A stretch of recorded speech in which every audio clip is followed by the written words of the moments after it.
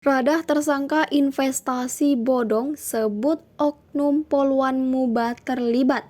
Siap laporkan balik pelapor. Kasus dugaan investasi bodong yang menjerat perempuan cantik di Palembang, Radah Gladys Mecindi, berumur 24 tahun, kini memasuki tahap baru. Radah tersangka investasi bodong sebut oknum poluan Muba terlibat. Kuasa hukum Radah, Artulius SH dan partner mengungkapkan kliennya telah bersiap akan melaporkan balik orang yang sudah memasukkannya ke penjara. Belakangan terungkap, orang tersebut adalah seorang poluan berinisial DL yang berumur 25 tahun yang bertugas di Polres Muba. DL sendiri adalah poluan di Muba, jadi sebagai langkah awal kami sudah membuat laporan ke Propram Polda Sumsel Sabtu kemarin, ujar Artulius SH dan partner pada Rabu 1 Juni 2022. Selain itu, tim kuasa hukum dari Radah juga sudah mengirim surat permohonan SP3 yang ditujukan ke Kapolda Sumsel dan pihak terkait lainnya. Sebab menurut mereka, DL dalam hal ini sebagai pelapor tidak mengalami kerugian sebesar 512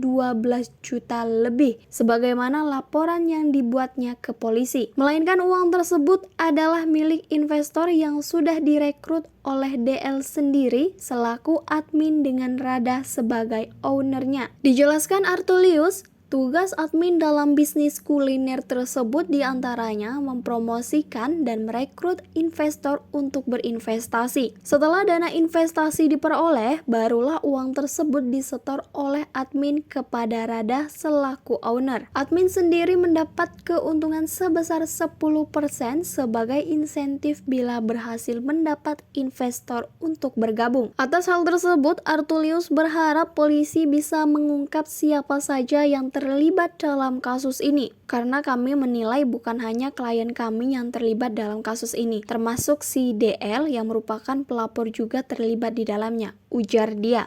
Dan bila upaya hukum kami tidak ditanggapi, maka kami akan melakukan upaya pra-peradilan. Kami akan terus perjuangkan keadilan bagi klien kami, tegasnya. Sementara itu, saat dikonfirmasi, Kasubit Penmas Humas Polda Sumsel AKBP Erlangga mengatakan belum menerima laporan terkait aduan tersebut.